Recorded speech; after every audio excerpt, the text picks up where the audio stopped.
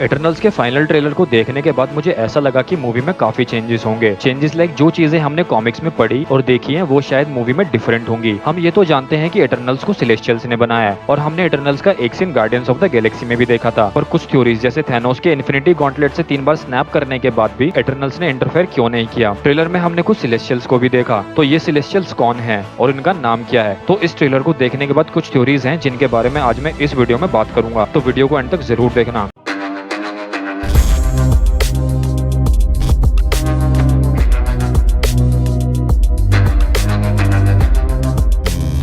Theory number 1, why Eternals could not prevent Thanos snap. जैसा कि हम जानते हैं कि इन्फिनिटी वॉर और एंड गेम को मिलाकर टोटल 4 बार स्नैप हुआ था। 2 बार थैनोस ने, 1 बार हल्क ने और 1 बार टोनी ने। थैनोस ने 1 बार अर्थ की पॉपुलेशन को हाफ करने के लिए स्नैप किया था और 1 बार स्टोन्स को डिस्ट्रॉय करने के लिए, और ये वो हमें इस सीन में बताता है। पर इतना सब होने के बाद भी एटर्नल्स बाहर क्यों नहीं आए? तो इसका आंसर सिंपल है, सेलेस्टियल्स ने एटर्नल्स को ह्यूमंस को बचाने के लिए बनाया था, और वो भी बस डेविएंट से, इसलिए उन्होंने अभी तक इंटरफेयर नहीं किया था। एंड अब उनके सामने आने का रीजन डेविएंट्स ही है। जहां ट्रेलर के स्टार्टिंग में हम एजैक इटरनल को ये कहते हुए सुनते हैं that the surge of life and energy could cause an emergence. यहाँ पर इमरजेंस कहीं ना कहीं डेविएंट्स के अर्थ पर वापस आने को रेफर करता है। पर एक थ्योरी ये भी सजेस्ट करती है कि वो कभी अर्थ से कहीं गए ही नहीं थे, वो 7000 सालों से अर्थ पर ही छुपे हुए हैं, जिनका एटर्नल्स को भी कुछ अता पता नहीं है। और ट्रेलर में ये सुनामी का सीन डेविएंट्स के अपने बिल से बाहर निकलने का भी हो सकता है। Theory number 2, Ajak dies. एक फैन थ्योरी ये भी है कि शायद एजैक मूवी के अर्ली मिड तक ही मर जाएगी, और ये कहीं ना कहीं मुझे भी लगता है क्योंकि ट्रेलर के बाद के सीन्स में वो नहीं है। फैन थ्योरी ये है कि उसे मारने वाला इकारी होगा। इकारी एटर्नल्स का सुपरमैन है और लीडर भी, और अगर वो सच में एजैक को मारेगा तो ये पॉसिबिलिटीज हैं कि ये सब उससे ड्रूग माइंड कंट्रोल करके करवाएगा। ड्रूग भी एक एटर्नल है जो अपनी पावर से माइंड कंट्रोल कर सकता है। एंड ट्रेलर में हमने इस सीन में ड्रूग को अपनी पावर्स यूज करते देखा है, जहां वो गांव के लोगों का माइंड कंट्रोल करके उन्हें एटर्नल्स के खिलाफ खड़ा कर देता है। Theory number 3, Eternals need to be activated. जैसा कि हम जानते हैं कि एटर्नल्स को बनाने वाले सेलेस्टियल्स हैं और वो सब इमॉर्टल्स हैं एंड सेलेस्टियल्स के कंट्रोल में है। मूवी में कॉमिक्स के मुकाबले एटर्नल्स के ओरिजिन में काफी चेंजेस हैं। वैसे सेम होना भी ठीक नहीं होगा क्योंकि ये सबसे पहले हमें 1976 की कॉमिक्स में दिखे थे एंड दिस इज 2021, तो चेंज भी जरूरी है to make it more understandable. Trailer में हम एक सीन में देखते हैं जहां एजैक की बॉडी में एक येलो एनर्जी उसकी नेक में एंटर होती है, और नेक में उस एनर्जी के एंटर होने से पहले उसकी आईज ग्रे थी। इट मींस ये प्रोबेबली शो करता है कि उसकी एबिलिटीज कैसे एक्टिवेट होती हैं। एंड यही सेम चीज हमने इस सीन में भी देखी थी। यहाँ थीना को वेरिएंट्स का लीडर क्रो कैप्चर कर लेता है और थीना की आंखें भी यहाँ पर ग्रे होती हैं, मतलब इन्हें सेलेस्टियल्स कंट्रोल करते हैं। और अगर ये सच है तो इनको सेलेस्टियल्स से फ्री करने के लिए ड्रूग ही इनकी हेल्प कर सकता है by using his telepathic abilities. Now let's talk about celestials. हमने ट्रेलर में 2 सेलेस्टियल्स को देखा था। पहला था रेड सेलेस्टियल जो कि प्रोबेबली अरिशम हो सकता है। He is the leader of celestial race और यही सब सेलेस्टियल्स को ऑर्डर भी देता है। दूसरे सेलेस्टियल में मुझे थोड़ी कंफ्यूजन है, या तो ये जेमिया है या शायद स्कैथन। जेमिया बेसिकली एनालाइजर है जो ह्यूमन सिविलाइजेशंस को एनालाइज करता है और उनकी प्रोग्रेस सेलेस्टियल लीडर अरिशम को देता है। स्कैथन भी एक ग्रीन सेलेस्टियल है। स्कैथन इज एक्चुअली ए अप्रूवर जो सेलेस्टियल की जजमेंट को अप्रूव करता है। ये अपना ही एक कोड बनाकर बैठे हैं। Now let's talk about crow. Trailer में हमने क्रो को भी देखा जो कि कॉमिक्स में डेविएंट्स का जनरल एंड वॉरलॉर्ड है जिसने एटर्नल्स के अगेंस्ट बहुत फाइट छेड़ी हैं। एक सीन में हम देखते हैं कि थीना को क्रो कैप्चर कर लेता है। ये कहीं ना कहीं कॉमिक्स में उसकी और थीना की रिलेशनशिप को पॉइंट करता है। हाँ, कॉमिक्स में इन दोनों का लप्पा झप्पा था। एक क्वेश्चन मेरी तरह आप लोगों के दिमाग में भी आ रहा होगा कि क्या थैनोस इटर्नल है? तो आंसर है हाँ भी और ना भी। थैनोस एलार्स का बेटा है जो कि एक इटर्नल था, और क्रोनोस का पोता। क्रोनोस भी एक इटर्नल था। क्रोनोस अर्थ पर इटर्नल्स का सबसे पहला लीडर था। आप लोग ये सोच रहे होंगे कि जब दादा क्रोनोस भी इटर्नल और पापा एलार्स भी इटर्नल तो बेटा थैनोस भी इटर्नल होना चाहिए, बट थैनोस का केस डिफरेंट है। थैनोस डेविएंट सिंड्रोम के साथ पैदा हुआ था, तभी वो साइज में बड़ा भी है और कलर में डिफरेंट भी। वैसे कॉमिक्स में थैनोस थीना का कजन है। ट्रेलर में सुनामी शॉट कहीं ना कहीं सिंकिंग ऑफ एटलांटिस को रेफर करता है जो कि कॉमिक्स में डेविएंट्स ने किया था, जो कि उनके बिल से बाहर निकलने की वजह से हुआ था। और ये upcoming movie black panther Wakanda forever में नेमर को पॉइंट करता है। इस इवेंट से नेमर भी सामने आ सकता है और हो सकता है कि ये चीज कनेक्शन दिखाने के लिए हो। ट्रेलर में कुछ ग्लिम्स डैन व्हाइटमैन के भी हैं जो कि कॉमिक्स में ब्लैक नाइट है। वैसे ये अनक्लियर है कि वो मूवी में होगा या नहीं। अगर आप सोचते हो कि क्या सेलेस्टियल्स अच्छे हैं या बुरे, तो वो ना ही अच्छे हैं और ना ही बुरे। उन्हें एक फार्मर की तरह मान लो जो बीज बोता है और फसल काटता है, और अगर फसल खराब हो जाए तो वो दोबारा खेती करता है और दोबारा बीज बोकर अच्छी फसल बनाता है। ऐसे ही सेलेस्टियल्स भी करते हैं। जब सिविलाइजेशन डिस्ट्रक्शन की तरफ बहुत बढ़ती है तो सिलेस्टियल्स सब खत्म करके एक नई शुरुआत करते हैं। ऐसा ही एक सीन हमने गार्डियंस ऑफ द गैलेक्सी में भी देखा था। तो ये थी दोस्तों वो सारी इन्फॉर्मेशन जो आपको एटर्नल्स और सिलेस्टियल्स को समझने में हेल्प कर सकती है। आई होप अब आपको एटर्नल्स और सिलेस्टियल्स के बारे में काफी आइडिया हो गया होगा। If you like the video, like it and share it among your friends, and for this type of content subscribe to my channel and turn on the bell notification. Thank you so much for watching